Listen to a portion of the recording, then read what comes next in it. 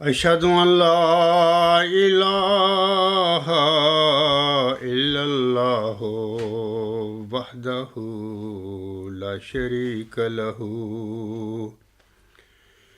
وأشهد أن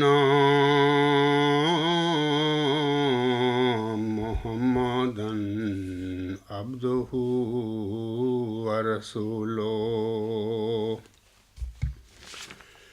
أما بعد فأعوذ بالله من الشيطان الرجيم بسم الله الرحمن الرحيم الحمد لله رب العالمين الرحمن الرحيم مالك يوم الدين إياك نعبد وإياك نستعين اهدنا الصراط المستقيم صراط الذين أنعمت عليهم صراط الذين أنعمت عليهم غير المغضوب علیہم ولا الضالین۔ سامعین کرام، خاکسار کا جو گزشتہ خطبہ جمعہ تھا اس کا عنوان تھا جہنم میں ہر شخص اپنی آگ اس دنیا سے لے کر جاتا ہے۔ تو آج کا میرا خطبہ جمعہ ہے وہ گزشتہ خطبہ جمعہ کا ہی تسلسل ہے، تو یعنی ہم کہہ سکتے ہیں کہ یہ حصہ دوم ہے گزشتہ خطبہ جمعہ کا جو موضوع تھا۔ تو گزشتہ خطبہ جمعہ میں میں نے سامعین کو ایک واقعہ سنایا تھا، بڑا واقعہ سبق آموز تھا۔ میں چاہتا ہوں کہ اب کچھ باتیں بتانے سے پہلے اس واقعہ کو تھوڑا سا میں اپنی زبان میں آپ لوگوں کو دوبارہ بتا دوں یا اس کو واقعہ کو دہرا دوں۔ تو وہ یہ واقعہ اس طرح تھا کہ اس واقعے کے راوی ہیں علی احمد بروہی۔ تو ضلع شکارپور جو سندھ کا ہے، امروٹ شریف کو گاؤں ہے، وہاں پر ایک کافی عالم مشہور مولانا تاج محمود امروٹی وغیرہ صاحب، وہ اس کا تعلق اس گاؤں سے ہے۔ تو یہ جو واقعہ ہے یہ بھی ارد گرد ان کے کسی گاؤں کا ہے، ضلع شکارپور میں ہی نا۔ تو واقعہ اس طرح ہے کہ مولانا تاج محمود امروٹی صاحب اپنی محفل سجا کر بیٹھے ہوئے تھے اور لوگوں کو واعظ و نصیحت کر رہے تھے۔ تو سامعین بھی ہمہ گوش ہو کر ان کا جو واعظ و نصیحت ہے وہ بڑے سن رہے تھے، لیکن اس سامعین میں ایک شخص ایسا تھا کہ جو بار بار اپنا انگوٹھا اور شہادت کی انگلی کو منہ میں ڈالتا، لعاب سے اس کو تر کر کے پھر نکال لیتا، دوبارہ پھر وہ انگوٹھا اور شہادت کی انگلی دوبارہ منہ میں ڈال لیتا۔ تو وہ مسلسل اپنا یہ عمل دہراتا رہا، یعنی دہرا رہا تھا وہاں پہ نا۔ تو مولانا تاج محمود امروٹی صاحب وعظ و نصیحت بھی کر رہے تھے اور مسلسل اس انسان کی اس عمل پر بھی ان کی نظر تھی کہ وہ بار بار ایسا کیوں کر رہا ہے۔ بہرحال جب ان کا وعظ و نصیحت کا وہ جو خطاب تھا وہ ختم ہو گیا تو لوگ چلے گئے، تو انہوں نے اس شخص کو اپنے پاس بلایا اور پوچھا کہ یہ جو آپ بار بار اپنا انگوٹھا اور شہادت کی انگلی منہ میں ڈالتے ہیں، پھر نکالتے ہیں، پھر ڈال لیتے ہیں، کیا وجہ ہے، کیا مسئلہ ہے آپ کو؟ تو وہ جو صاحب تھا، وہ شخص تھا، وہ کہہ رہا ہے کہ سر میں اسی لیے تو آپ کی خدمت میں حاضر ہوں دعا کے لیے کہ میں مسلسل 20 سال سے اس اذیت میں ہوں کہ میرا یہ انگوٹھا اور انگشت، یہ شہادت کی انگشت جو ہے یہ ہمیشہ جلتی رہتی ہے، تکلیف میں ہوں۔ تو مولانا صاحب نے کہا کہ کیا واقعہ کیا ہے مسئلہ، مجھے بتایا سارا. تو انہوں نے بتایا کہ میں 20 سال پہلے کی بات ہے. یہ واقعہ میں آپ لوگوں کو بتا دیتا ہوں. 1984 میں علی احمد بروہی صاحب نے نامور جو کالمنسٹ ہیں نذیر احمد لغاری صاحب، ان کو سنایا تھا. اور یہ واقعہ 1908 1909 1910 کا ہے. تو وہ کہہ رہا تھا کہ 20 سال پہلے، 20 سال سے جو اس کا انگوٹھا اور شہادت کی انگلی جل رہی تھی، وہ کہہ رہا ہے 20 سال پہلے میں اپنے گاؤں سے کسی اور گاؤں میں گیا. وہاں میں نے اپنا ایک قرض دیا ہوتا کسی انسان کو، وہ وصول کرنے کے لیے گیا. شام کو وہاں پہ پہنچا، شام کے قریب وہاں پہ. تو میں جب گاؤں میں داخل ہوا تو وہاں پر باہر ایک فقیر بیٹھا ہوا تھا، جو ہر آتے جاتے انسان کے ساتھ جو آہٹ آتی تھی اس کے ساتھ ہی وہ اپنی خیرات کے لیے صدا بلند کر دیتا تھا. میں جب گیا وہاں پر تو میری آہٹ سن کر بھی اس نے خیرات کے لیے دعا کے لیے صدا بلند کی.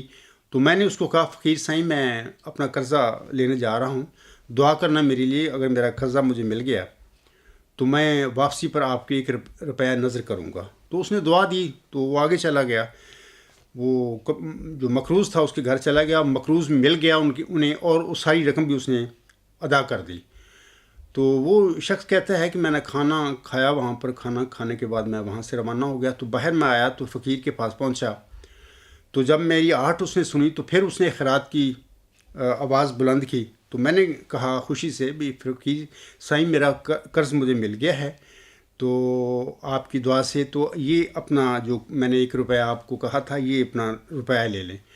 تو اس فقیر نے روپیہ لے کر پھر کہا، بڑی ملتجانہ آواز میں کہا، التجا کے انداز میں کہا کہ میں نے کبھی 100 روپے کے سکے نہیں دیکھے، رقم کتنی بڑی ہوتی ہے، تو آپ مجھے ذرا دکھائیں یہ کتنے ہوتے ہیں.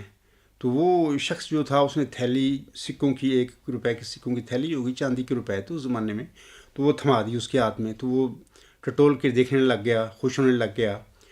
تو کافی دیر کے بعد پھر اس نے کہا اس شخص نے کہ فقیر سائیں مجھے اپنے تھیلی واپس کرو، میں نے جلدی جانا ہے گھر، اندھیرا ہو رہا ہے.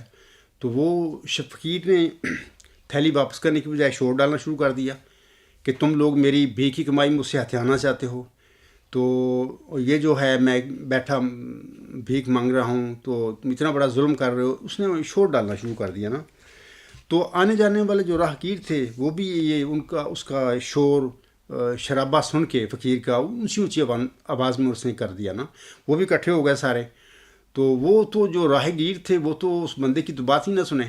تو وہ تو ان کو تو لگا کہ جیسے فقیر سچ کہہ رہا ہے، اس کی بھیک کی کمائی ہے، یہ بندہ چھین رہا ہے. تو انہوں نے اس بندے کو بھگا دیا وہاں سے نا. وہ بیچارہ کہتا ہے کہ میں دور جا کے کھیتوں میں چھپ گیا، ایسا ایسا واپس آ گیا، اور میں انتظار کرنے لگا کہ جب بالکل سورج غروب ہو جائے تو پھر میں دیکھوں گا کہ کہاں یہ جاتا ہے. جب سورج غروب ہو گیا یا غروب ہونے کے قریب ہو گیا تو وہ فقیر وہاں سے اٹھا، ایسا ایسا چلتے چلتے ایک درخت کے نیچے جا کے بیٹھ گیا اور زمین کھودنی شروع کر دی. وہ بھی کھیتوں میں بیٹھا وہ بندہ بھی دیکھ رہا تھا. تو اس نے زمین کھود کر ایک برتن نکالا اور وہاں پر اس کا ڈھکنا کھول کے اپنی وہ جو کمائی تھی اور وہ تھیلی جو اس کی تھی وہ بندے کی 100 روپے کی، وہ بھی ڈال کے بند کر دیا، اور زمین پھر وہ دفن کر دی دوبارہ برتن. تو زمین برابر کر کے ایک طرف کو اپنی کٹیا کی طرف چل دیا. وہ بندہ کہتا ہے کہ اس کے بعد پھر جب وہ چلا گیا تو میں ایسا ایسا گیا درخت کے نیچے، تو میں نے وہاں پہ زمین کھودی تو وہاں پہ برتن نکل آیا. تو میں نے وہ برتن ہی اٹھا لیا، اٹھا کے گھر آ گیا. چند کلومیٹر اس کا گھر ہوگا. تو گھر آ کے میں نے جب وہ رقم گنی تو وہ 180 روپے تھی. تو بہرحال وہ آ گیا. رات میں سویا لیکن طبیعت پر بوجھ تھا میرے، اور پریشانی سی مجھے لگ رہی تھی کہ یہ میں نے کیا کیا. اس کی میں نے پیسے لے آئے اپنے، تو ٹھیک ہے. تو اگلے دن پھر وہ کہتا ہے کہ میری طبیعت مزمل سی ہو گئی، میں پریشان سا رہا اور طبیعت پر بوجھ سا رہا، بھی یہ کیا ہو گیا ہے. اگلے دن وہ جب وہ سویا تو وہ دیکھتا ہے کہ وہ خواب میں آتا ہے، وہی فقیر اس کے آتا ہے خواب میں. تو وہ کہتا ہے کہ میری رقم مجھے دو، بار بار تقاضا کرتا ہے. تو اسی تقاضے میں وہ کہتا ہے شخص میری آنکھ کھل گئی تو میں ڈر گیا، یہ تو وہی فقیر ہے، اپنی رقم مجھ سے مانگ رہا ہے. تو کہتا ہے بڑا پریشان، اور ساری رات میری اسی گزری، اور جب بھی میری آنکھ لگتی تو وہ دوبارہ خواب شروع ہو جاتی. وہ فقیر جو تھا وہ اپنی مانگنے لگتا تھا مجھ سے بھی میرے پیسے واپس کرو. تو اسی طرح وہ کہتا ہے کہ میں نے ابھی رات گزاری. تو اگلے دن میں سوچا بھی واپس میں نے اس کے پیسے کرنے ہیں. وہ کہتا ہے میں گیا اس کے گاؤں میں دوبارہ جا کے فقیر کا پوچھا. فقیر وہاں پہ نہیں تھا. اس کے متعلق پوچھا تو لوگوں نے کہا کہ وہ بیچارہ میرے پیسے دے دو میرے پیسے دے دو کہ دل دوز آوازیں لگاتا ہی وہ بیچارہ تڑپ تڑپ کر فوت ہو گیا ہے. اچھا اب اس کو تو پتہ تھا بھی کیا معاملہ ہوا, لوگوں کو نہیں پتہ تھا. تو اس کے بعد اس نے ایسا ایسا معلوم کیا کہ وہ کہاں دفن ہوا ہے. تو لوگوں نے بتایا اس کی قبر کا. تو وہ پھر شام کا انتظار کرتا رہا. شام کو مغرب کے بعد جا کے اس نے اس کی قبر کھود دی, ایک طرف سے کھود کے پھر اس کے وہ 80 روپے جو تھے اس نے اس کی لاش پر رکھ دیے اور قبر اس طرح بند کر کے وہ واپس آ گیا. وہ کہتا ہے کہ اس کے بعد میرے وہ خواب آنا بند ہو گئے. وہ فقیر پھر اب نہیں آتا تھا تو مطمئن وہ ہو گیا. آگے وہ کہتا ہے کہ چند مہینے کے بعد میرے گھر کے حالات خراب ہو گئے. میرا فصل نہ ہوئی, اچھی نہ ہوئی, مویشی مرنے لگے, گھر میں فاقے شروع ہو گئے. تو میں نے سوچا کہ وہ مجھے 80 روپے یاد آ گئے. میں نے سوچا کہ وہ کیوں جا کے وہ روپے لے آتا ہوں, اپنا کام میں لاتا ہوں. جب میرے پاس پیسے ہو جائیں گے تو میں یہ واپس پیسے 80 روپے اسی جگہ پر ہی قبر میں رکھاؤں گا. تو وہ کہتا ہے کہ میں گیا وہاں پہ رات کو جا کے میں نے اس کی قبر کھودی.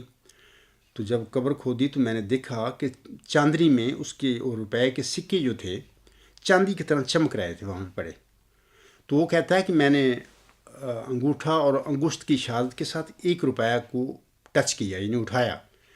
تو وہ ایسے لگا جیسے دہتا ہوا انگارہ ہے.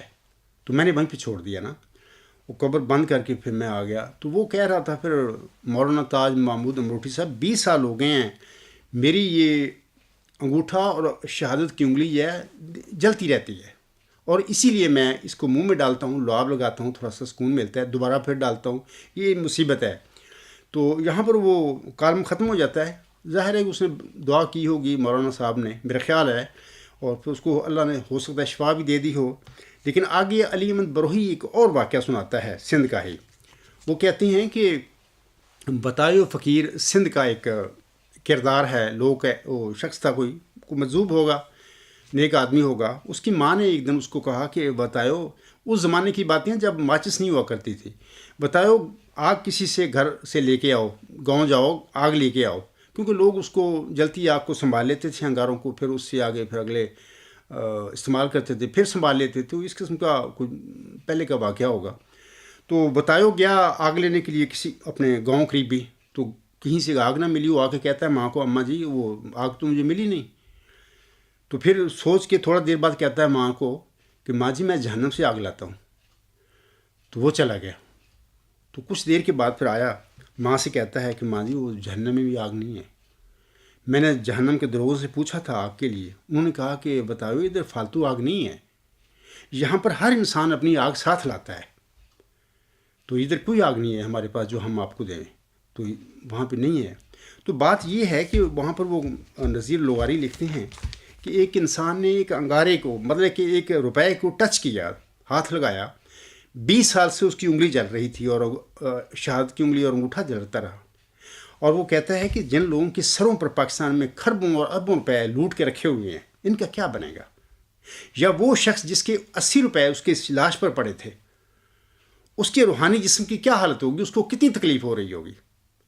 تو یہ ایک بڑا سابق آموز واقعہ ہے جو میں نے گزشتہ خطبہ جمعہ میں سامعین کو سنایا تھا. لیکن بہرحال سبق بھی وہی لوگ لیتے ہیں جن کے اندر تقویٰ ہوتا ہے, جنہوں کے اندر اللہ کا خوف ہوتا ہے. وہ اللہ کی رضا کے ساتھ زندگی اس دنیا میں ایز اے مسافر پہ گزارتے ہیں.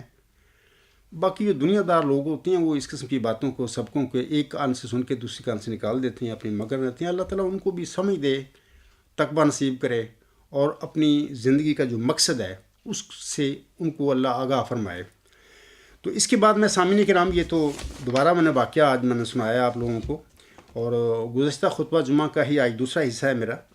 تو میں آپ لوگوں کو بتانا چاہتا ہوں کہ سورۃ توبہ کی آیت نمبر 34 اور 35 میں اللہ تعالیٰ فرماتا ہے, یا ایھا الذین آمنوا ان کثیر من الاحبار والرهبان لا يأكلون أموال الناس بالباطل ويصدون عن سبيل الله والذين يكنزون الذهب والفضة ولا ينفقونها في سبيل الله فبشرهم بعذاب أليم یوم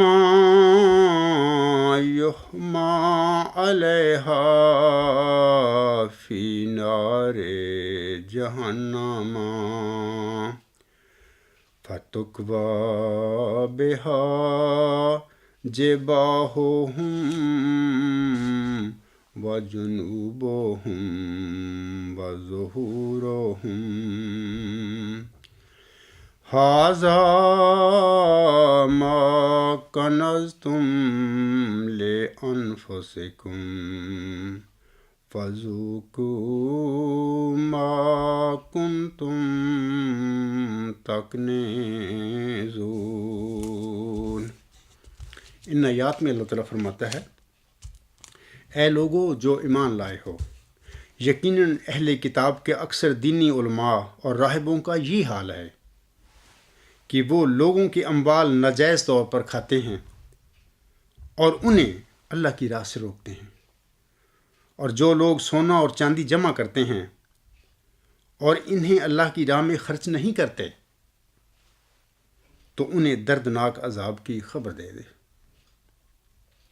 ایک دن آئے گا کہ اسی سونے اور چاندی پر جہنم کی آگ بھڑکائی جائے گی، پھر اسی سے ان کی پیشانیاں اور ان کے پہلو اور ان کی پیٹھیں داغی جائیں گی، اور انہیں کہا جائے گا کہ یہ وہ خزانہ ہے جو تم نے اپنی جانوں کے لیے جمع کیا تھا، پس اب اسے چکھو جو تم جمع کیا کرتے تھے۔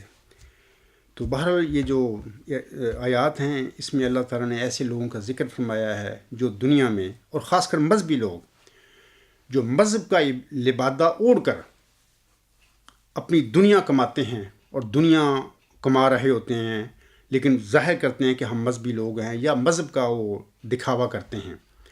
تو اس قسم کے لوگ یہاں پر اللہ تعالیٰ نے عیسائیوں کی اہل کتاب کی بات کی ہے، لیکن ہمارے اسلام میں بھی یہ کاروبار چلتا رہتا ہے اکثر۔ مطلب کہ میں سب کو تو نہیں کہوں گا 100%، لیکن اکثریت ایسے ہی دینی لوگوں کی ہوتی ہے یا پیروں فقیروں کی ہوتی ہے، کوئی یہی کام کرتے ہیں۔ لیکن شاہ ساز اللہ کے نیک بندے بھی ہوتے ہیں، وہ بالکل اپنا جو ہے دین کے پردے میں دنیا نہیں کماتے، بلکہ اپنی زندگی وعظ و نصیحت میں گزارتی ہیں، لوگوں کو حق کی طرف بلاتے ہیں، اور جو ان کے پاس ہوتا ہے اسی طرح سادہ اپنی زندگی گزار کے اللہ تعالیٰ کے حضور حاضر ہو جاتے ہیں۔ کبھی ان کا دل میں نہیں آیا کہ ہم دنیا اکٹھی کریں، کیونکہ ان پر زندگی کا مقصد جو ہے اللہ تعالیٰ ظاہر فرما دیتا ہے۔ وہ سمجھتے ہیں کہ یہاں عارضی زندگی ہے ہماری، ہم مسافر ہیں، ہماری دائمی زندگی آگے آخرت ہے، تو وہاں کے لیے وہ جمع کرتے ہیں چیزیں، نیکیاں اکٹھی کرتے ہیں اپنی۔ تو باقی لیکن اکثریت جو ہے دین کے پردے میں، پاکستان بر صغیر میں ہم دیکھیں کہ وہاں پہ یہی کاروبار ہوتا ہے کہ دین بظاہر شو کیا جاتا ہے کہ اندر اپنی دنیا کمائی جاتی ہے۔ اللہ تعالیٰ اس قسم کے کاموں سے ہر انسان کو بچائے، اور اللہ کی ہمیں پناہ مانگنی چاہیے کہ اللہ تعالیٰ ایسے کام سے بچانا ہمیں۔ تو یہ جو آیات آپ نے پڑھی ہیں، انہی آیات کے حوالہ سے محمدی مریم مرزا غلام احمد الاسلام چشمہ معرفت صفحہ 232 پر فرماتے ہیں، مسلمانوں، اہل کتاب کے اکثر عالم اور مشائخ لوگوں کے مال ناحق کھاتے ہیں، یعنی ناجائز طور پر ان کا روپیہ اپنے قبضہ میں کر لیتے ہیں، اور خدا کی راہ سے لوگوں کو روکتے رہتے ہیں، اور اسی طرح پر ناجائز طور پر لوگوں کے مال لے کر سونا اور چاندی جمع کر لیتے ہیں، اور خدا کی راہ میں کچھ بھی خرچ نہیں کرتے، سو ان کو دردناک عذاب کی خوشخبری سنا دو۔ اس کے بعد میں اور آیات کچھ ہیں، اللہ تعالیٰ کیا ہمیں حکم دیتا ہے ہم مومن مسلمانوں کو کہ تم رزق کے حوالے سے، روپے پیسے کے حوالے سے تمہیں کیا کرنا چاہیے. تو اس سلسلے میں اللہ تعالیٰ فرماتا ہے سورہ روم کی آیت نمبر 39 میں، فَآتِ ذَا الْقُرْبَى حَقَّهُ وَالْمِسْكِينَ وَابْنَ السَّبِيلِ ذَلِكَ خَيْرٌ لِلَّذِينَ يُرِيدُونَ وَجْهَ اللَّهِ وَأُولَٰئِكَ هُمُ الْمُفْلِحُونَ. پس اپنے قریبی کو اس کا حق دو. یعنی یہ نصیحتیں ہیں اللہ کی مسلمانوں کو، مومنوں کو، کہ پس اپنے قریبی کو اس کا حق دو، نیز مسکین کو اور مسافر کو. یہ بات ان لوگوں کے لیے اچھی ہے جو اللہ کی رضا چاہتے ہیں، اور یہی وہ لوگ ہیں جو فلاح پانے والے ہیں، کامیاب ہونے والے ہیں. تو ابھی میں نے کہا ہے کہ جن لوگوں کے دل میں یہ خواہش ہوتی ہے کہ اللہ کی رضا، محبت ہمیں ملے، اسی دنیا میں یہ خواہش ان کے اندر پیدا ہو جاتی ہے، اور وہ اس کے لیے کوشش کرتے ہیں، جد و جہد کرتے ہیں. ان کے رویے ایسے ہی ہوتے ہیں جیسے کہ اللہ نے فرمایا وہ ایسا ہی کرتے ہیں. اسی طرح سورۃ البقرہ کی آیت نمبر 216 میں اللہ تعالیٰ فرماتا ہے، یسألونک ماذا ینفقون قل ما انفقتم من خیر فللوالدین والاقربین والیتامی والمساکین وابن السبیل وما تفعلوا من خیر فإن اللہ بہ علیم. وہ تجھ سے پوچھتے ہیں، یعنی اللہ تعالیٰ اپنے پیارے نبی صلی اللہ علیہ وسلم کو مخاطب کر کے فرماتا ہے وہ تجھ سے پوچھتے ہیں کہ وہ کیا خرچ کریں. تو کہہ دے کہ تم اپنے مال میں سے جو کچھ بھی خرچ کرنا چاہو تو والدین کی خاطر کرو، اور اقربا کی خاطر، اور یتیموں کی خاطر، اور مسکینوں کی خاطر، اور مسافروں کی خاطر. اور جو نیکی بھی تم کرو تو اللہ یقیناً اس کا خوب علم رکھتا ہے. میں نے گزشتہ خطبہ جمعہ میں بھی سامعین سے کہا تھا کہ اللہ تعالیٰ نے مال اور اولاد کو فتنہ بتایا ہے، کہ یہ مال اور اولاد جو ملنا ہے انسانوں کو، یہ فتنہ آزمائش ہے ان کے لیے.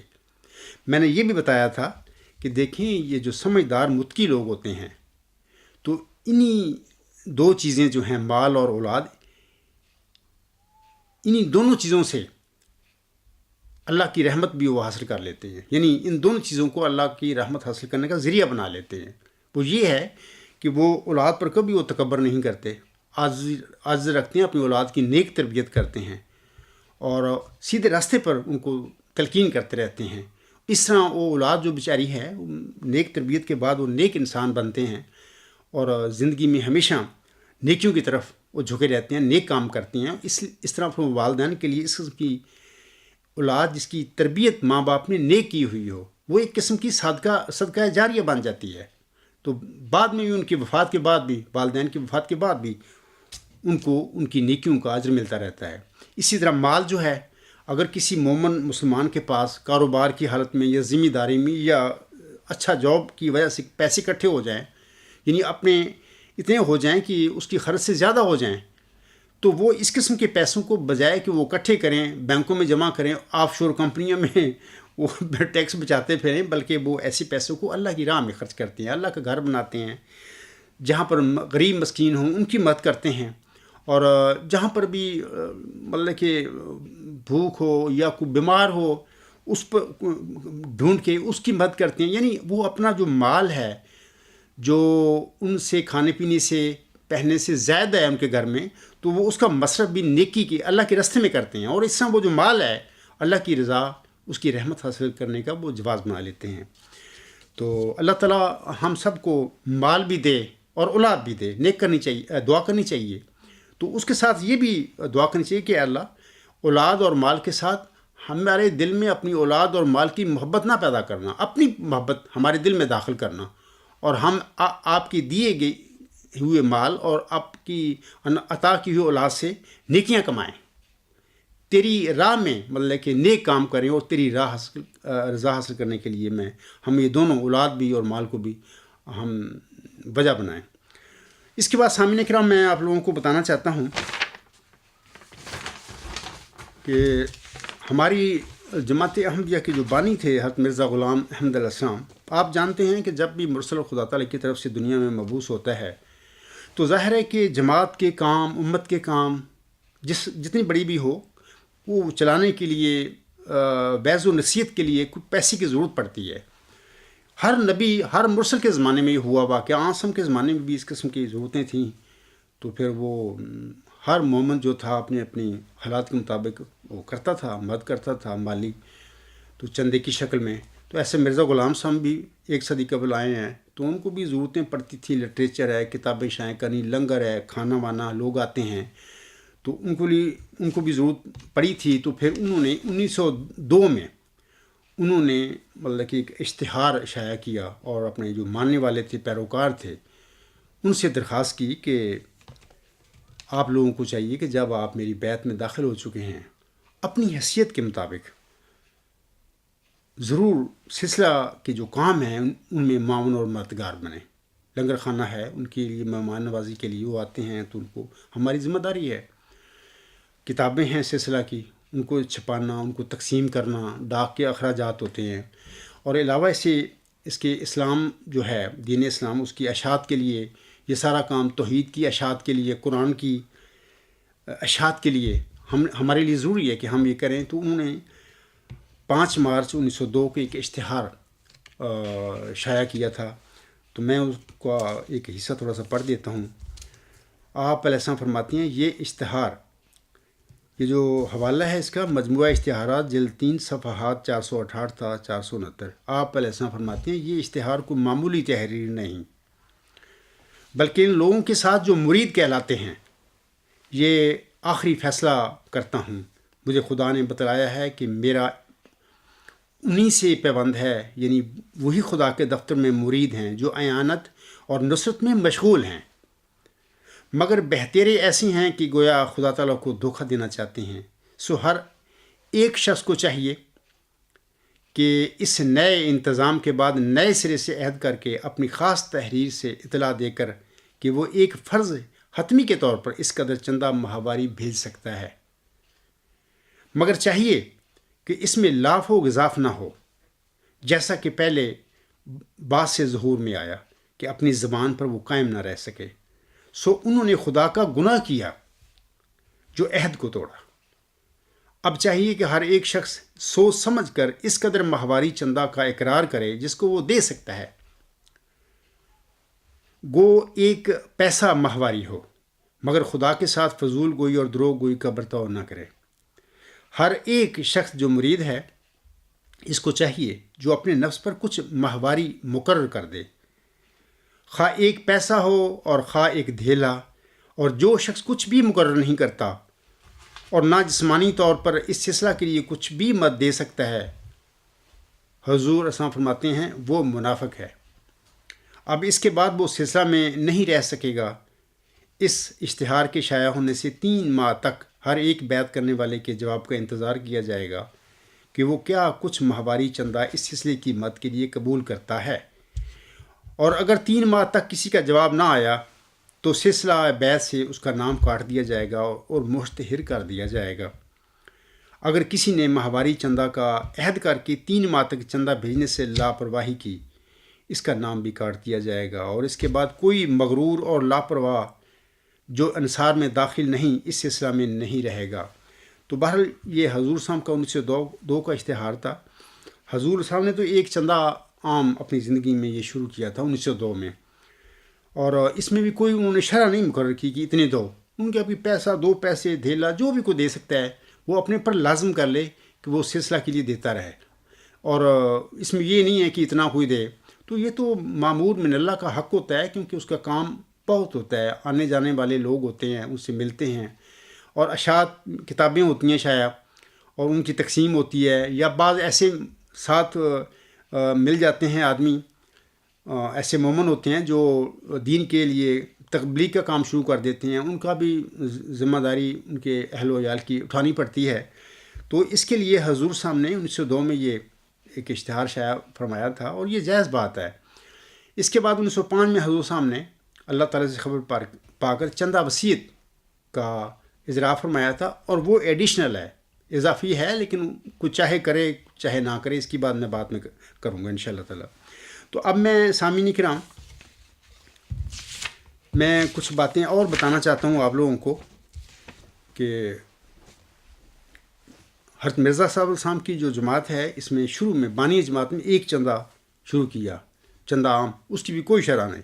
ابھی میں نے ان کا حوالہ بھی پڑھ کر آپ لوگوں کو سنایا ہے. اور 1905 میں چندہ وسیع شروع کیا. اب ان کی وفات کے بعد پہلے جو ان کے جانشین تھے مولانا نور الدین رضی اللہ تعالیٰ عنہ، انہوں نے تو اسی طرح جماعت کو چلایا جس طرح ان کے آقا نے اپنی زندگی میں جماعت کی رہنمائی کی اور اپنے مسائل کو حل کیا، اور جو بھی ملتا تھا اپنے پیروکاروں سے اس سے اپنا انہوں نے لنگر بھی چلایا، کتابیں بھی چھپتی رہیں سلسلہ کی، اور سارے وہ کام کرتے رہے. اسی طرح 1954 تک ان کا جو پہلا جانشین تھا مولانا نور الدین رضی اللہ تعالیٰ عنہ، انہوں نے بھی اسی طرح چلایا. انہوں نے کوئی دنیا نہیں ان میں سے، وہ بھی اللہ کی میں فنا ہوئے شخص تھے، درویش تھے. تو انہوں نے کوئی پیسہ بنانا یا کمانا، بس اللہ کے دین کی خدمت کی انہوں نے. مولانا نور الدین رضی اللہ تعالیٰ عنہ نے 1914 کو وہ بھی اللہ کو پیارے ہو گئے.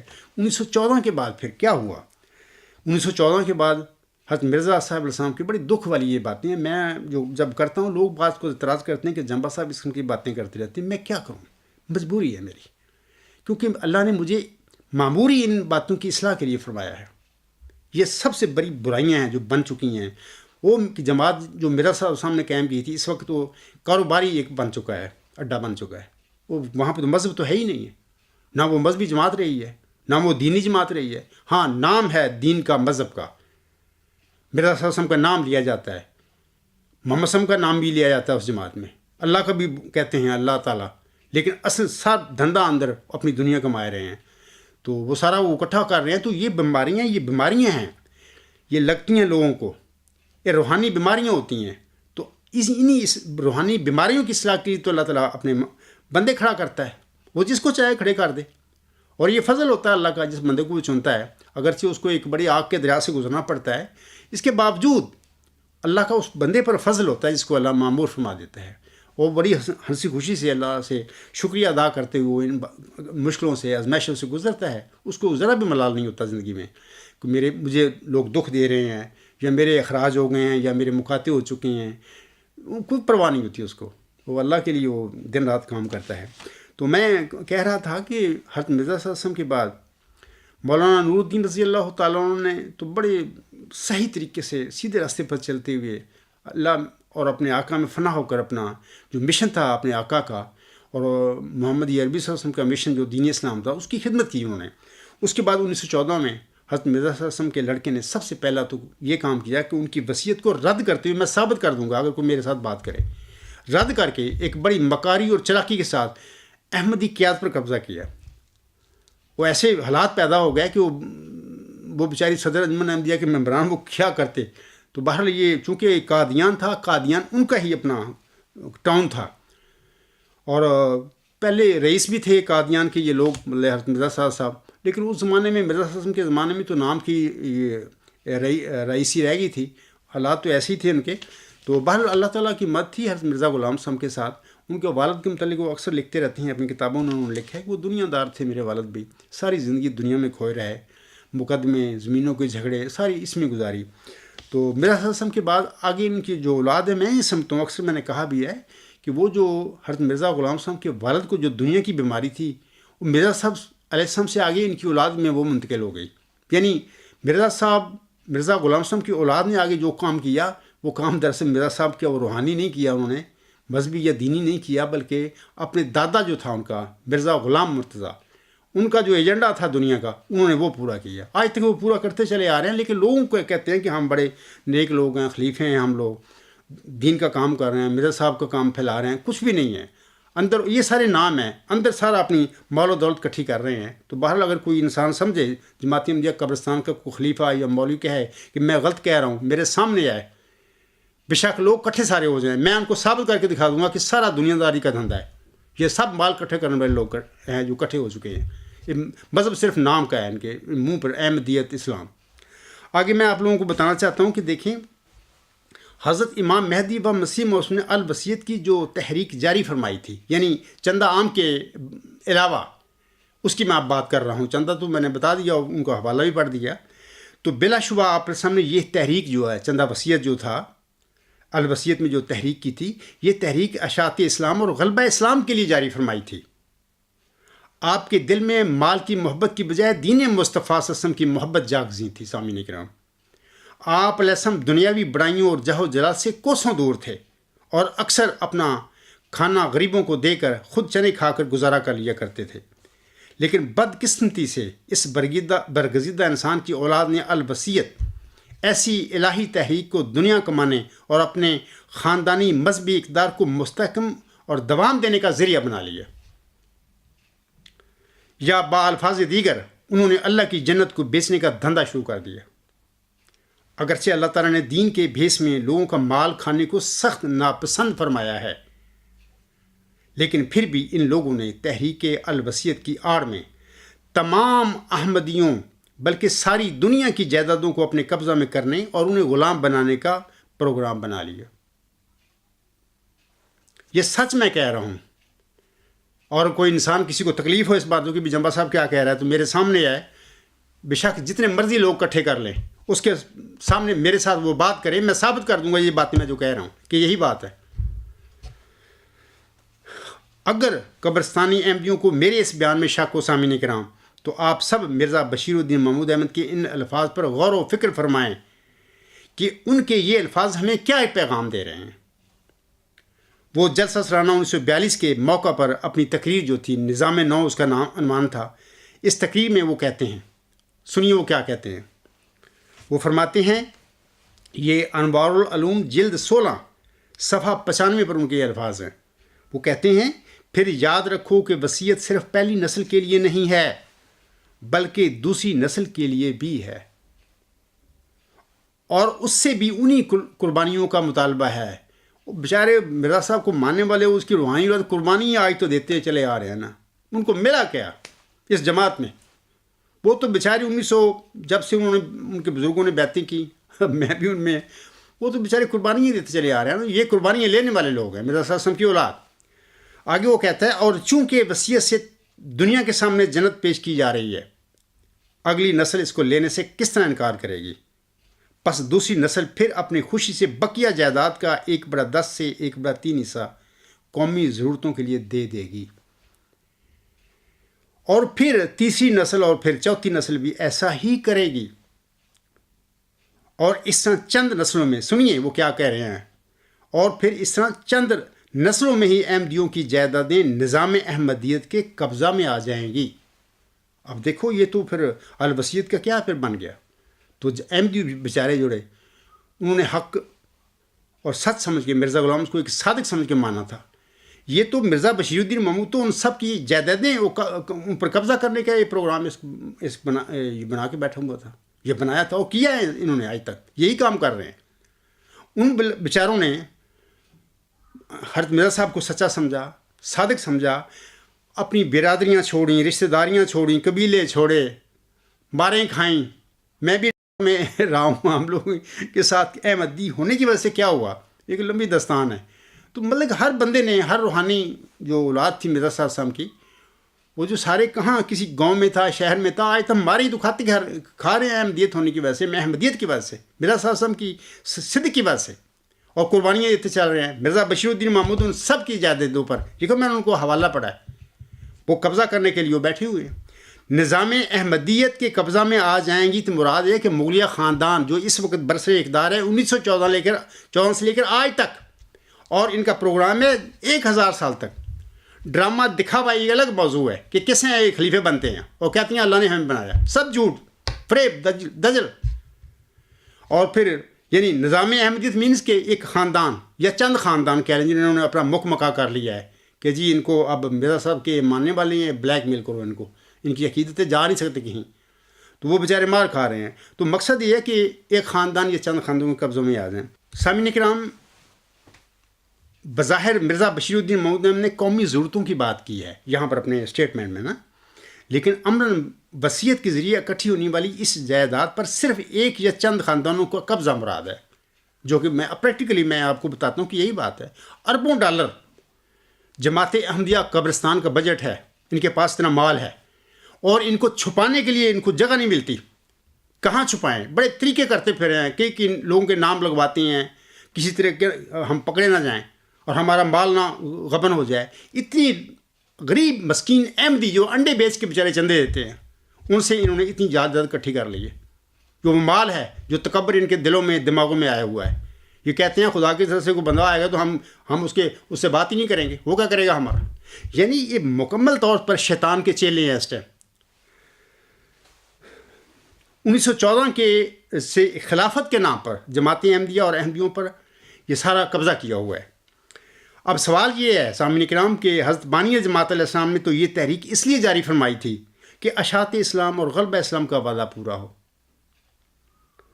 یعنی وہ غلبہ هو الذی ارسل رسولہ بالہدی ودین الحق لیظہرہ علی الدین کلہ، وہ جو اللہ تعالیٰ نے پیارے نبی صلی اللہ علیہ وسلم سے وعدہ فرمایا ہے قرآن کریم میں 3 جگہ، دین اسلام کی فتح اور غلبے کا وعدہ، وہ اس کے لیے تو مرزا صاحب علیہ السلام آئے، اسی لیے تو آسم آئے تھے. تو احمدیوں کی جائیدادوں کو اپنے قبضے میں کر کے انہیں کنگال کر دیا جائے، یہ تو پروگرام نہیں تھا مرزا صاحب سے. وہ تو اس لیے آئے ہی نہیں تھے. وہ تو اسلام کا جو اسلام تھا، دین اسلام، بانی اسلام آسم لے آ کے آئے تھے. ان کی غلامی میں ان کے اسلام کو فتح کرنے کے لیے، غالب کرنے کے لیے وہ ساری زندگی وہ کرتے رہے. دن رات کام کیا انہوں نے، لکھ کے 84 کے قریب انہوں نے چھوٹی بڑی کتابیں لکھی.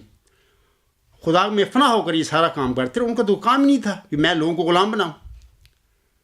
آگے جو اولاد نے تماشا کیا ہے مرزا صاحب السلام کی اولاد نے، مگر بانی جماعت علیہ السلام کی اولاد نے یہ پروگرام بنایا ہے کہ حضرت مرزا صاحب السلام کی وصیت میں جس جنت کو پیش کیا جا رہا ہے، اس جنت کے جھانسے میں تمام احمدیوں بلکہ تمام دنیا کی جائیدادیں اپنے قبضہ میں کر لیں. یہ اصل مقصد ہے ان لوگوں کا. کہتے ہیں خلیفہ خدا بناتا ہے. ہم خدا کے بنائے ہوئے مردود لوگ ہیں یار، اتنے قذب جھوٹے لوگ، اتنا اللہ تعالیٰ کا نام بدنام کرتے ہیں، محمد عربی اسلم کا نام بدنام کرتے ہیں، مرزا غلام صاحب کا نام بدنام کرتے ہیں. یہ لوگ مس یوز کرتے ہیں آپ علیہ السلام کی احمدیت اور آسم کا دین اسلام، یہ مس یوز کر رہے ہیں یہ لوگ. یہ جو ابھی میں نے الفاظ پڑھے ہیں، جو اسٹیٹمنٹ پڑھی ہے مرزا بشیر الدین محمود احمد کی، وہ باقاعدہ جمع تفریق کر کے اور حساب لگا کر بتاتے ہیں کہ کس طرح چند نسلوں میں ہی احمدیوں کی جائیدادیں ہمارے یعنی ایک خاندان یا چند خاندانوں کے قبضہ میں آ جائیں گی. اب سوال ہے کہ بانی سلسلہ کی عقیدت مندوں کی جائیدادوں پر قبضہ کرنے والا مسلم ہونا تو درکنار، کیا وہ ایک متقی اور ایک ساحل فکر انسان بھی ہو سکتا ہے؟ ہرگز ہرگز نہیں. مذہب یا نام نہاد خلافت کے بھیس میں مریدوں کی جائیدادوں پر قبضہ کرنا اور مال اکٹھا کرنا، سامعین کرام، کیا یہ دنیا پرستی نہیں تو اور کیا ہے؟ سیاست کی دنیا میں یہی ڈرامہ ہے جمہوریت کے نام پر. ٹھیک ہے، پاکستان کا حال دیکھ لیں یا انڈیا کی بھی دیکھ لیں، یا وہاں پہ جتنے مسلمان ملک ہیں وہاں پہ جمہوریت کے نام پہ یا تو بادشاہتی قائم ہے یا جمہوریت کے نام پہ یہ ڈرامہ ہے. وہی لوگوں کو مال لوٹو. پاکستان میں آج کل کیا دھندا کیا چل رہا ہے؟ 72 سال میں پاکستان کیا کر دیا ان لوگوں نے. اچھا، مذہبی دنیا میں پیروں فقیروں نے کیا کیا ہے؟ وہ سارا یہی لوٹ مار ہوتا ہے. اللہ ماشاء اللہ کو بعض ایسے لوگ بھی ہوں گے، میں سب کو 100% نہیں کہتا، کہ بعض ایسے پیر فقیر بھی ہوں گے جو اللہ والے ہیں، ان کو دنیا کی تمنا نہیں ہے. ہاں، وہ اللہ کا پیغام پھیلاتے ہیں، سچ بتاتے ہیں، لوگوں کی اصلاح کرتے ہیں، نیکی کی طرف بلاتے ہیں. یہ ایسے لوگ بھی ہیں لیکن تھوڑے ہیں، شاذ ہیں. اور جماعت احمدیہ قبرستان نے تو حد کر دی نا، منظم کر کے ایسا بنایا پیری فقیری کا سسٹم، اور پھر لوگوں کو لوٹنا. اور لوگ جائیں قدر بیچارے، وہ مرزا صاحب علیہ السلام کو مان بیٹھے بھی صادق ہے، باقی صادق تھا. آگے اس کی مرزا صاحب السلام کی اولاد نے تو پکڑ لیا، ہم برادریاں چھوڑ چکے، رشتہ داری چلے گئیں، سب کچھ مکاتے ادھر سے ہو گئے. عالم اسلام تو دور ہو گیا، بلکہ ہمیں مرزا صاحب کی علیہ السلام کی اولاد نے دور کیا مسلمانوں سے ہمیں. تو اب پھر لوٹنے کے لیے کیا بھی، آپ جائیں گے کہاں، جو ہم کہیں گے وہ ان کو کرنا پڑے گا. تو اب لوگ کرتے ہیں بیچارے، لیکن باہر لوگوں کو چاہیے کہ تھوڑا سوچیں عقل سے. تو میں کہہ رہا تھا کہ سیاست میں بھی، جمہوریت میں بھی یہ گند، اور مذہب کی دنیا میں پیروں فقیروں کے پاس بھی یہی دھندا دنیا کمانے کا، اکثریت کے پاس. تو اقبال نے ٹھیک کہا ہے اپنے زمانے میں، خدا بندہ یہ تیرے سادہ دل بندے کدھر جائیں، کہ درویشی بھی عیاری ہے سلطانی بھی عیاری. میں آپ لوگوں کو آج اگلی بات بتانے سے پہلے بتا دینا چاہتا ہوں کہ ادھر لمبا عرصہ آ گیا جرمنی میں. تو جب میں جماعت میں تھا، 2000 کا واقعہ ہے یا 2001 کا واقعہ ہے. ابھی میرا جو نقطہ نظر ہے یا دعویٰ ہے، ویب سائٹ کے ذریعے اس کا اعلان نہیں ہوا تھا، تو مجھے اس ریجن کا جو ریجنل امیر تھا اس نے مجھے بلایا مسجد نا، مسجد بھی وہ نام مسجد کیا بدنا تو وہ تھانہ ہے مطلب کہ، تو بلایا. کبھی چندہ یعنی ہر بندہ دیتا ہے، ضروری ہے، چندہ نہ دیتے وہ خراج مگاتے سزائیں یا جو بھی ہے. مجھے بلایا تو مجھے بلا کے کہتا ہے کہ غفار صاحب آپ کا چندہ رہتا ہے، بقایا ہے، آپ کیوں نہیں دیتے؟ میں نے کہا بھی اپنے میرے مسائل ہیں، کیونکہ میں آپ لوگوں کو بتاتا ہوں کہ دیکھیں میں جس راستے پر چل رہا ہوں یہ دینی راستہ ہے، خدا نے مجھے کھڑا کیا ہے، تو میری تو دنیا سے تعلق ہی کوئی نہیں. میں تو جرمنی میں آیا ہوں، جرمنی میں جہاں پر کام گورنمنٹ کہتی ہے تو کام کرتا ہوں، تنخواہ ملتی ہے. اگر نہیں ہوتا کام تو اس کے کام نہ ہونے کی حالت میں جو بھی جرمن کا قانون ہے اس کے مطابق جو ویلفیئر جو بھی اس کے لا ہیں، ہر انسان اس سے فائدہ اٹھاتا ہے، مجھے ملتا ہے فائدہ. تو میں نے کہا کہ بعض ایسے مسائل ہیں میرے، میں نہیں دے سکا چندہ. میں نے ان کو کہا کہ دیکھیں کہ میرے پیچھے اتنی غربت ہے کہ میری بہن تھی اس زمانے میں، اس کا ایک بیٹے کو ٹیوبرکلوزز ہو گئی. غربت، یہ ٹیوبرکلوزز بیماری غربت کی بیماری ہے. تو میں تو کچھ ان کی مدد کرتا رہتا ہوں، اور ٹھیک ہے میں نے سوچا کہ چندہ بعد میں توفیق ملے گی تو دے دوں گا. تو وہ کہتے مجھے، آج تک مجھے اس کی بات یاد ہے، کہتے نہیں 100 ایرو، اس زمانے میں ایرو تھا، 100 ایرو منتھلی آپ چندہ دیا کریں اور ان کے لیے دعا کریں. یعنی وہ جو میرے غریب رشتہ دار ہیں جو بیچارے بیماریوں میں مر رہے ہیں ان کے لیے میں صرف دعا کروں، چندہ ادھر دیا کروں 100 ایرو. میں چپ رہا. بہرحال میں نے، کیونکہ میں کہتا تھا اگر میں نے اس کو بتا دیا ابھی دعا اگر جماعتی احمدیہ کے لیے ان لوگوں کو کروں تو ان کو لڑتی ہے دعا. چندہ میں اگر پیسے ادھر دے دوں ان کی علاج کے لیے تو دعا آپ لوگوں کے لیے کیا دعا آپ کو لڑتی ہے؟ میں یہ ایک ثبوت ہے کہ کوئی مذہب سے ان کا تعلق نہیں ہے، یہ سب دنیا دار لوگ ہیں. اللہ، رسول، مسیح کا نام، دعا لفظ ان کے باعث سب ڈرامہ جھوٹ ہے. تو میں نے اس کو یہ نہیں کہا تھا، مجھے پتا تھا بھی اگر انہوں نے مجھے ابھی فارغ کر دینا ہے تو باہر میرا تو ایک پروگرام اللہ نے مجھے دیا ہے، مشن جو ہے، میں خاموش رہا. تو یہ اتنے حریص لوگ ہیں، ہر احمدی کا بیچارے کا یہی حال ہے. دوسرا میں واقعہ آپ لوگوں کو بتانا چاہتا ہوں کہ یہ جو آج کل مغلیہ خان کو دیکھو، ربا میں، قادیان میں دیکھو، پورے یورپ میں جہاں پہ بھی کسی مرزا غلام صاحب کی نسل کا کوئی بھی بندہ غریب نہیں ہوگا. ربا میں جو ان کے محل ہیں، قادیان میں ان کے محل ہیں، آج بھی کہتے ہیں کہ ہم رئیس ہیں. اور ان رئیسوں میں وہ بیچارہ مرزا غلام صاحب پیدا ہو گیا. وہ ایک نیک بندہ تھا، اللہ کا بندہ تھا، اللہ میں فنا شدہ بندہ تھا. اللہ نے اس اندھیرے میں، ان گمراہوں میں اللہ نے اس بندے کو چنا. وہ نیک فطرت انسان تھا، اس کو کھڑا کر دیا بطور مسیح موعود، بطور امام مہدی علیہ السلام. وہ صادق تھا. تو ان لوگوں کے ربا میں بھی محلوں کے آگے 4 باڈی گارڈ بیٹھے ہوئے ہیں. اور قادیان میں بھی یہی حال، امریکہ، افریقہ، جہاں پر بھی، یورپ بھی ان کے گھر دیکھو. مسئلہ میرا سوال یہ ہے کہ لوگوں کو کہتا ہوں بھی اتنا پیسہ دوسرے جو میرا سم کی روحانی لوگ بیچاری دھکے کھاتی پھرتی ہے، ساری پاکستان میں بیچارے، انڈیا میں اور ساری دنیا میں وہ بیچارے محنت مزدوری، کو ٹیکسی چلا رہا ہے، کوئی ہوٹل میں کام کر رہا ہے. تو ان کی قسمت میں یہ دھکے ہی ہیں. ان کو کیا فیض ملا احمدیت کا؟ تو مرزا غلام صاحب کی اولاد تو پھرتی ہے دنیا کما کے، سارا کچھ خلافت کے نام پر بھی بیٹھی ہے، جی خدا خلیفہ بناتا ہے، سب جھوٹ. نہ ان کو کوئی مطلب کہ کچھ بھی نہیں ہے ہی نہیں. یہ سچی باتیں ہیں. میں آپ لوگوں کو بتاتا ہوں ان کی حال جب پارٹیشن ہوئی ہے. ذاتی میرا واقعہ گھر کا بتا رہا ہوں میں. ایک آدھ دفعہ پہلے میں نے ذکر کیا ہے کہ جب پارٹیشن ہوئی تو ہمارا جو ضلع لدھیانہ اپنا ہمارا گاؤں تھا وہ چک لوہڑ تھا. تو گاؤں کے لوگوں کو تو پتہ نہیں ہوتا سیاست کا کہ بھی پاکستان بننے والا ہے یا ہندوستان تقسیم ہونے والا، انگریز جانے والے ہیں. ان دنوں میں ہی میرے دادا جی نے اور میرے والد صاحب نے شہر لدھیانہ میں اپنی اولاد کے یعنی بچوں کے پڑھنے کے لیے ایک اچھا بہت خوبصورت مکان لے لیا، بڑا مہنگا. تو ان کو تو پتہ نہیں تھا بھی یہ ہندوستان پاکستان بن جانا ہے، تو ہم نے چلے جانا ہے. تو بعد میں وہ اجڑ کے ادھر آ گئے بچے. میرے والد صاحب لے کے، میرے دادے تو ادھر ہی فوت ہو گئے، دادی فوت ہو گئی. میرے والد صاحب اپنے اہل و عیال کو لے کے، اس وقت میرے 3 بیٹے تھے ان کے، 3 یا 4. تو باہر وہ لے کے آ گئے. اس کے بعد انہوں نے کلیم کیا اس شہر لدھیانے میں جو ان کی بڑا شاندار مکان خریدا تھا. تو اس زمانے میں 1950 کی بات ہے، 5,000 روپے اس زمانے میں ڈاکیا میرے والد کو ڈیرے پہ ڈاور کے وکیل، چاہ وکیل والا پہ وہ دے کے گیا.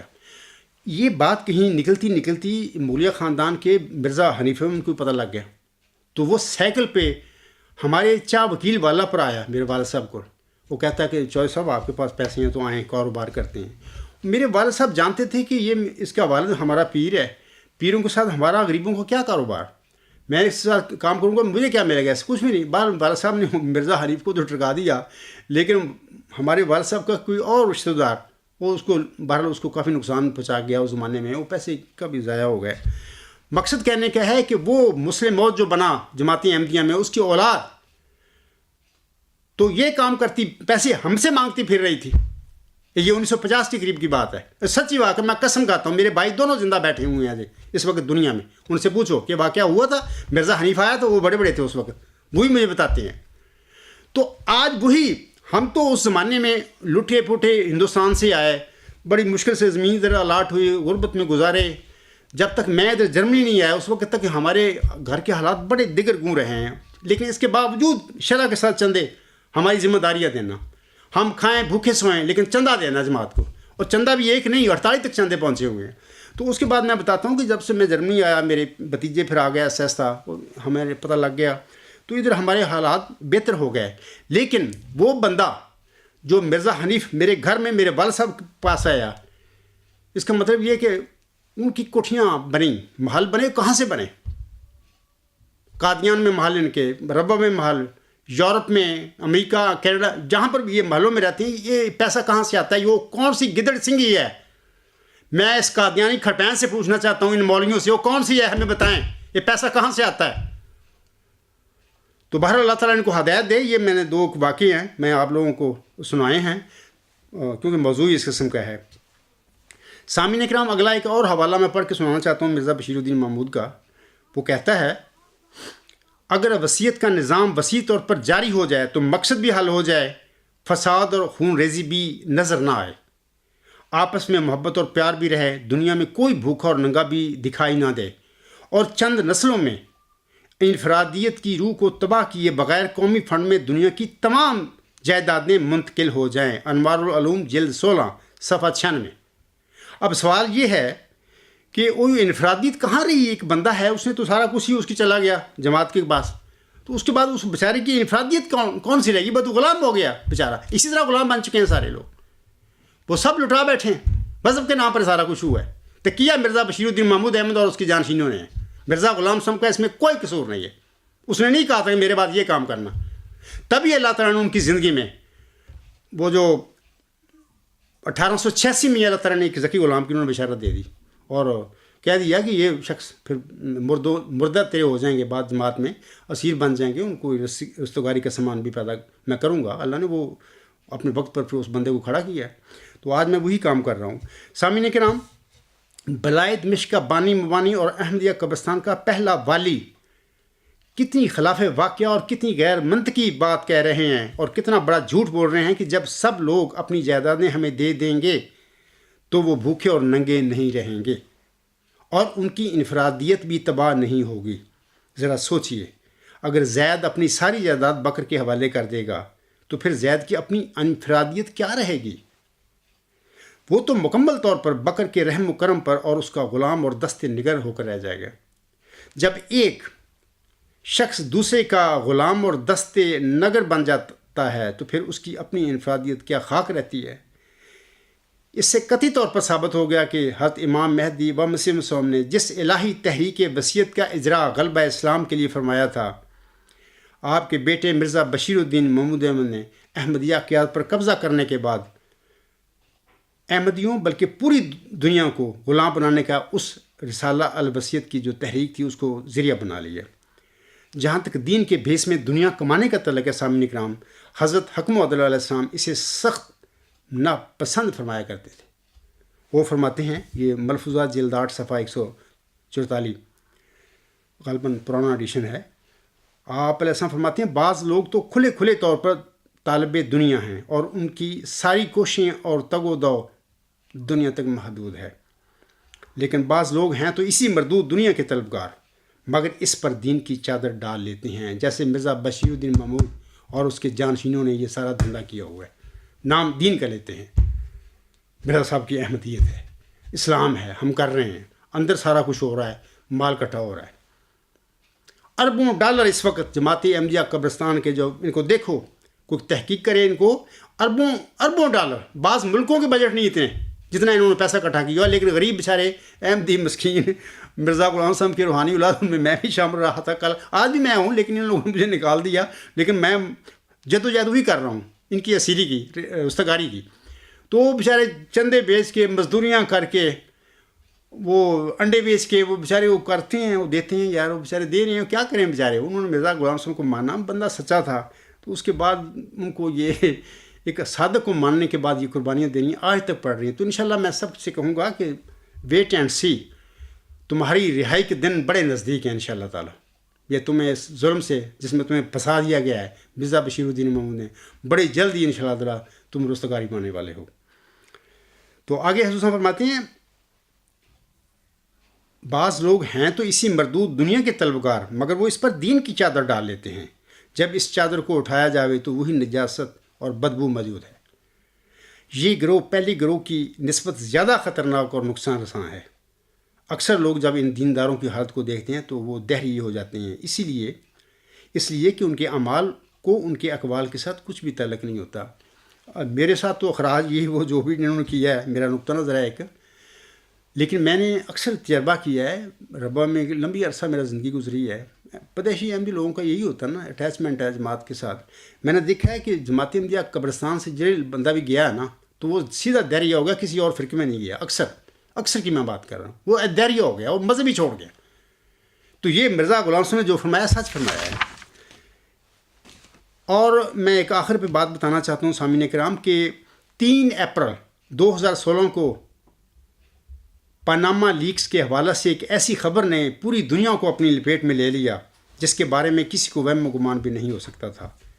ایسا لگتا ہے کہ یہ خبر قدرت کا ناگہانی تازیانہ بن کر دنیا پر نازل ہوئی تھی, اور اس تازیانے کی زد میں احمدیہ قبرستان کا خلافتی ٹولہ بھی آ گیا. جرمنی کے ایک اخبار نے پاناما لیکس کے نام سے عالمی سطح پر کالے دھن کے کاروبار کے بارے میں 1 کروڑ سے زائد دستاویز ذات کا راز فاش کر دیا.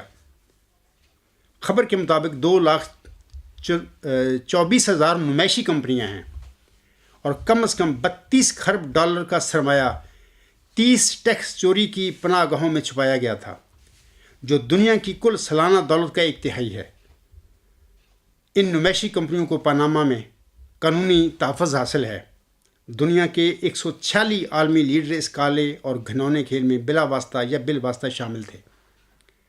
اب تک جو انکشافات لیک ہوئے ہیں اس کے مطابق بشمول مرزا مسرور احمد جماعتی احمدیہ قبرستان کے 20 کے قریب ایسی شخصیات ہیں جنہوں نے آف شور کمپنیاں بنا کر اس کالے دھن کے کاروبار میں شمولیت اختیار کی ہوئی ہے.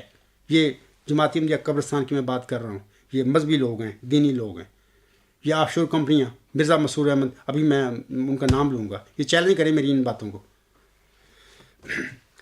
ان جگادریوں میں زیادہ تر خلافتی خاندان کے لوگ ہیں, لیکن دوسرے خاندان بھی ہیں. سامعین کرام, میں یہ سمجھتا ہوں کہ اللہ تعالیٰ قرآن کریم میں فرماتا ہے, واقعی الصلاۃ و آتوا الزکوٰۃ وارکعوا مع الراکعین, سورۃ البقرہ آیت نمبر 44, اور نماز کو قائم کرو اور زکوٰۃ دیا کرو اور جھکنے والوں کے ساتھ جھکا کرو. میرا یقین ہے کہ اگر لوگ, جس طرح نماز کا ایک رکن ہے اس طرح زکوٰۃ بھی ہے, اگر پورے مسلمان دیانتداری کے ساتھ زکوٰۃ اپنے جو بھی ان کے مال ہیں اس پر زکوٰۃ دیں, اس کے بعد میں سمجھتا ہوں کہ نہ تو مسلمانوں کو غریب رہیں گے جو عام دیکھتے ہیں ہم لوگ گلیوں میں مانگتے پھر رہے ہیں, اور دوسری بات یہ ہے کہ نہ کوئی اتنا امیر رہے گا کہ اس کو بینکوں میں اپنی دولت رکھنی پڑے گی یا آف شور کمپنیاں اس کو کھلانی پڑے گی, جا کے اپنا پیسہ رکھنا پڑے گا. ایسی بات نہیں ہے. کتنا بھی امیر آدمی ہوگا, کوئی ذمہ دار ہوگا, جو بھی ہوگا, اگر وہ زکوٰۃ ٹھیک ادا کرے گا, میں یقین آپ کو دلاتا ہوں کہ اس کے پاس اتنا پیسہ رہ ہی گئی نہیں, اور لیول پہ آ جائے گا برابر, کہ اتنا ہی اس کے پاس رہ جائے گا جو اس کی ضروریات کے لیے ہے. اور اس طرح پورے عالم اسلام میں سے غربت بھی دفع ہو جائے گی, دور ہو جائے گی. لیکن نہیں, کوئی نہیں دیتا, زکوٰۃ کی طرف توجہ ہی نہیں. میں اپنی جماعت کے جو لوگ ہیں, میرے تو کام بہت زیادہ ہیں, میرے پاس اتنا ٹائم نہیں ہے. میں اس خطبہ جمعہ میں کہتا ہوں اپنی مجلس شورا جو ہے ہماری, ان کے صدر کو بھی اور باقی ممبران کو بھی, دیکھیں ان چیزوں کی طرف دھیان کرو, میری طرف نہ دیکھا کرو کہ میں نے کہنا وہی آپ نے کام کرنا ہے. میں تو مصروف آدمی ہوں, دن رات میرے لکھنے پڑھنے اور خطبات ہیں، تقاریر ہیں، کوئی جلسہ آ جاتا ہے، یہ سارے کام ہیں. ایک بندہ ہے، اس کے ذہن میں چیزیں پھر نہیں رہتی. آج مجھے یہ اچانک میرے ذہن میں آیا، میں خطبہ میں اپنی درخواست کروں گا. میں مجلس شورا جو ہے، عمرا جو ہیں ہماری جماعت احمدیہ اصلاح پسند کے، ان سے درخواست کرتا ہوں کہ دیکھیں یہ رستگاری فنڈ جو ہے ہمارا ایک چندہ، جیسے مرزا صاحب نے ایک چندہ لگایا تھا، تو میں نے بھی ایک ہی چندہ اپنی جماعت کو، اپنے جماعتی ذمہ داریاں جو ہماری ہیں، اخراجات میں پورے کرنے کے لیے لگایا ہوا ہے. رستگاری فنڈ اس لیے کہ یہ بیچارے سارے اسیر تو ہیں، ان کی رستگاری کے لیے تو ہم دن رات کام کر رہے ہیں. تو یہ ان کی رستگاری کے لیے ہے. عام ہمارے کوئی شرح نہیں ہے، کوئی 1 پیسہ دے، 2 پیسے دو، جو جتنا دے وہ دے سکتا ہو ضرور دے. اور اگر نہیں دیتا تو پھر میں مرزا صاحب علیہ السلام نے فرمایا تھا اپنی زندگی میں وہ منافق ہوگا. تو میں بھی یہی کہوں گا، ہر مرزا صاحب کے علیہ السلام کے الفاظ رہوں گا کہ اگر میری جماعتی احمدیہ میں کوئی بندہ شامل ہے، وہ اس طرف توجہ نہیں کرتا، اسی فنڈ میں، رستگاری فنڈ میں حصہ نہیں لیتا، تو پھر وہ بھی I am very sorry to سے، وہ بھی پھر منافق ہے. تو میں عمرا جو ہیں ہماری جماعتی احمدیہ اصلاح پسند کے اور مجلس شورا جو ہے اس کے صدر صاحب کو بطور خاص کہتا ہوں کہ برائے مہربانی اس جو زکوٰۃ کی رکن ہے اس کی طرف توجہ کریں. باقی دنیا تو انشاءاللہ جب کوئی موقع ہمیں اللہ دے گا تو ہم وہاں پر اس کو نافذ کریں گے زکوٰۃ کو، اور انشاءاللہ تعالیٰ ہمیں طاقت دے گا اللہ. اور یہ اسی طرح ہوگا جب زکوٰۃ کا سسٹم نافذ ہو جائے تو بالکل کوئی غربت ہی نہیں رہے گی عالم اسلام میں. لیکن ابھی اپنی جماعت میں تو یہ سلسلے کو جاری کرو نا.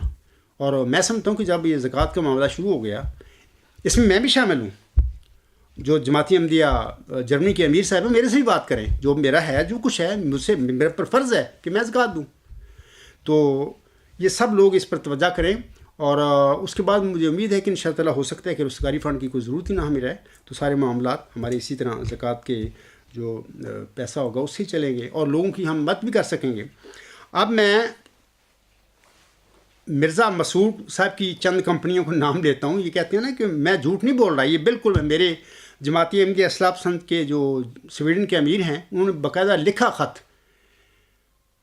جرمنی کے وہ جو متعلقہ لوگ تھے جنہوں نے یہ سارے راز کیے پاناما کے، ان کو لکھا اور ریکویسٹ کی کہ ہم چاہتے ہیں کہ جماعتی احمدیہ قادیان جو ہے رجسٹر جماعت ہے، اس کے کوئی بندہ ہے، اس کے بھی انہوں نے باقاعدہ 26 نام بتائے اور اتھینٹک یہ چیزیں ہیں. اور میں نے بعض پہلے خطبات میں بھی ان کا ذکر کیا ہوا ہے، آج تو ضمنی اس کا مرزا مسعود کا ذکر آ گیا ہے. تو میں اس کا باقی چھوڑتا ہوں، جو 26 ہیں. مرزا مسعود کی 3-4 کمپنیوں کا ذکر کر دیتا ہوں. دیکھیں یہ سمٹ پراپرٹیز پاناما ایریا جو ہے، نام کمپنی کا سمٹ پراپرٹیز، اور ایریا پاناما، اور رجسٹرڈ ڈیٹ ایئر دسمبر 20، 1994، اور آنر مرزا مسعود احمد، سٹی لاہور. دوسرا Nusrat investments, area Panama, registered date دسمبر 16، 1994، مرزا مسعود احمد آنر اس کا، اور لاہور سے یہ رجسٹر ہوئی تھی.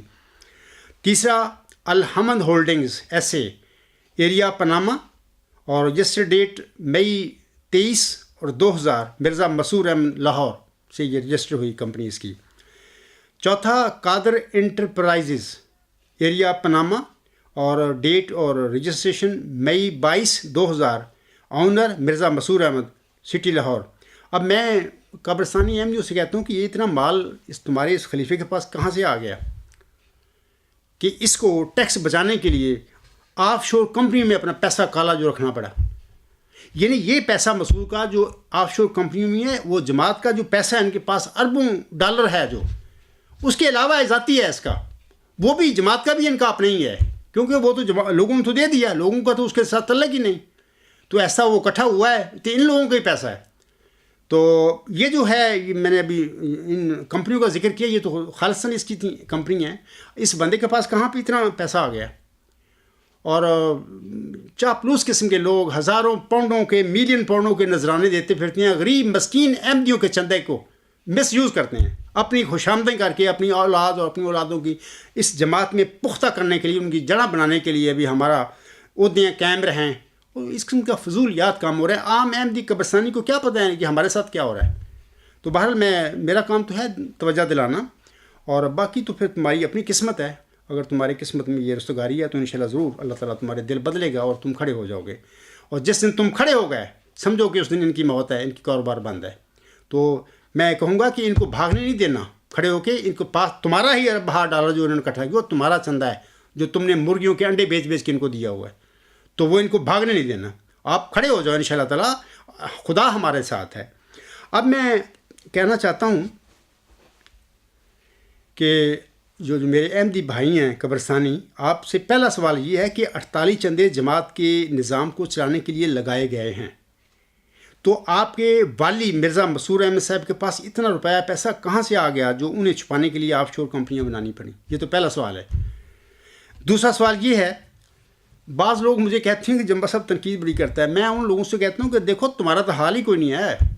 جب میں تو ایک میرا دوست تھا، آج کل وہ اس یزیدی ٹولے کے ساتھ بیٹھا ہوا ہے، اس کا میری دوست کی وجہ سے اس کا بھی اخراج ہوا تھا، تو بار اس نے معافیاں مانگ کے، وہ کہتا ہے میں نے معافی مانگی۔ میں اس کو آج بھی کہتا ہوں کہ تیرے باپ نے، تیری پوری فیملی نے، تیرے سارے رشتہ داروں نے پیر پکڑے نظام کے، اور اس کے بعد تجھے معافی ملی، تو کہتا ہے کہ میں نے معافی نہیں مانگی، سب کچھ مجھے پتہ ہے۔ لیکن چھوڑے اس بات کو، لیکن میں اس کی اس بات کو لوگوں کو بتانا چاہتا ہوں۔ وہ مجھے کہا کرتا تھا کہ جمبا صاحب، جماعت کی اتنی، جماعت احمدیہ قبرستان کی اتنی حالت خراب ہو چکی ہے اس ٹائم، اتنے گمراہ ہو چکے ہیں، ان کی ہدایت کے لیے، ان کی رہنمائی کے لیے، ان کی بچاؤ کے لیے تو فی احمدی قبرستانی مجھ سے موت کی ضرورت ہے۔ تم ایک کیا کرو گے؟ بالکل اسی بات سچی ہے کہ اتنا انہوں نے خراب کر دیا ہے مذہب کو، احمدیت کو، کہ ایک بندے کا تو کام ہی نہیں ہے یہ۔ تو بہرحال کوئی نہیں، اللہ تعالیٰ ان شاء اللہ تعالیٰ ہماری مدد کرے گا، اور اللہ تعالیٰ اب جب چاہے تو ایک بندے سے بہت بڑے کام لے لیتا ہے۔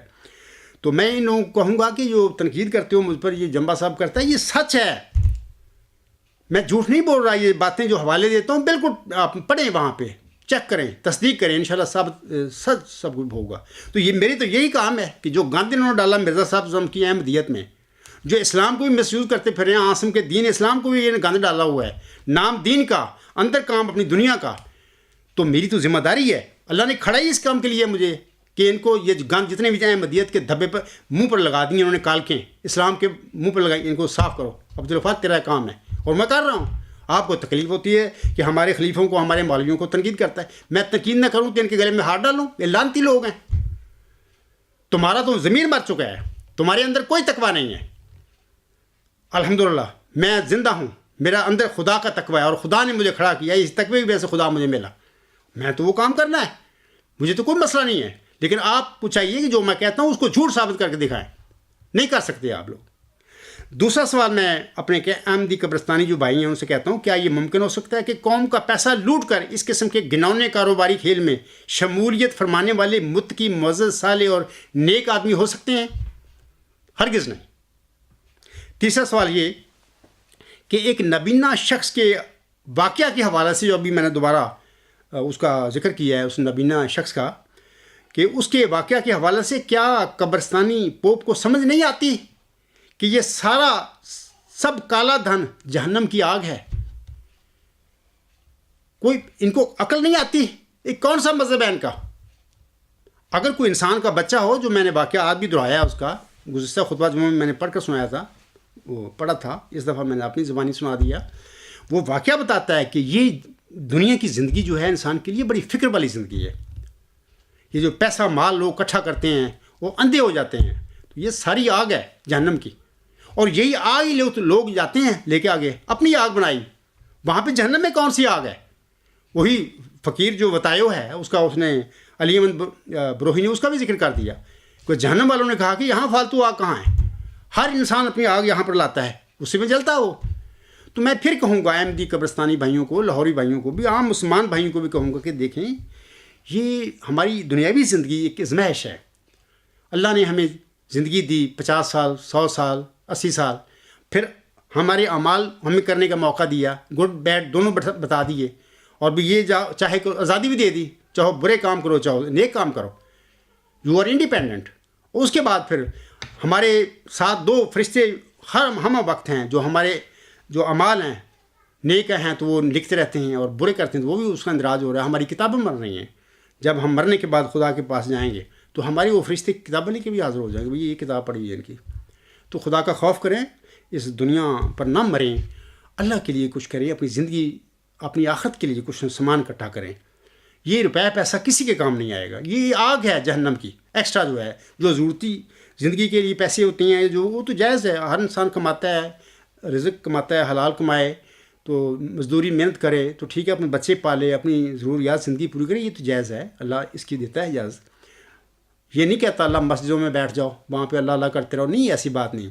تو یہ کام بھی ہے، دنیا میں آئے ہیں انسان، اللہ نے ہمیں پیدا کیا، دنیاوی کام بھی ضروری ہیں، لیکن دنیا کو اپنے اندر نہ ڈالو، دنیا میں رہو، اپنی زندگی گزارو، اور یہ سمجھو کہ ہماری عارضی زندگی ہے.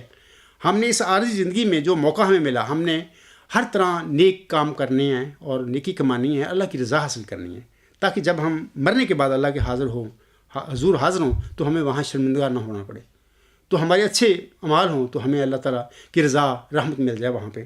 تو یہ خطبہ تھا، تھوڑا سا زیادہ لمبا ہو گیا ہے، تو بہرحال میں اسی پہ اپنا علامہ اقبال کے اس شعر پہ میں خطبہ ختم کرتا ہوں. علامہ اقبال نے یہی بات جو میرے لب لباب ہے اس خطبے کا، کہ یہ جو دنیا ہے تو یہاں سے ہر انسان اپنی اپنی آگ جو ہے آگے لے کے جاتا ہے، وہاں پہ جہنم میں کوئی آگ نہیں ہے. تو وہ اقبال صاحب کہتے ہیں کہ عمل سے زندگی بنتی ہے جنت بھی جہنم بھی. یہ اعمال ہی تو ہیں جو انسان کو جہنم یا جنت میں لے کے جائیں گے. عمل سے زندگی بنتی ہے جنت بھی جہنم بھی، یہ خاکی اپنی فطرت میں نہ نوری ہے نہ نائی ہے. میں اسی پہ اپنا خطبہ ختم کرتا ہوں. وما علینا الا البلاغ وآخر دعوانا ان الحمد للہ رب العالمین.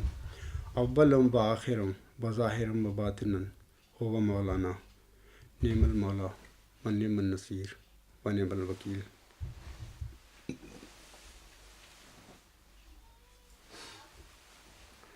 الحمد للہ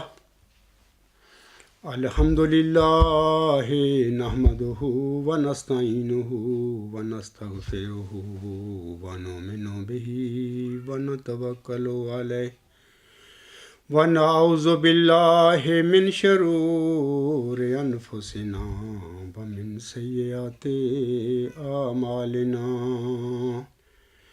من یهده اللہ فلا مضل له ومن یضللہ فلا ہادی له ونشهد ان لا الہ الا اللہ ونشهد ان محمدا عبدہ ورسولہ. عباد اللہ رحمکم اللہ، ان اللہ یأمر بالعدل والإحسان وإیتاء ذی القربى وینہی عن الفحشاء والمنکر والبغی یعظکم لعلکم تذکرون.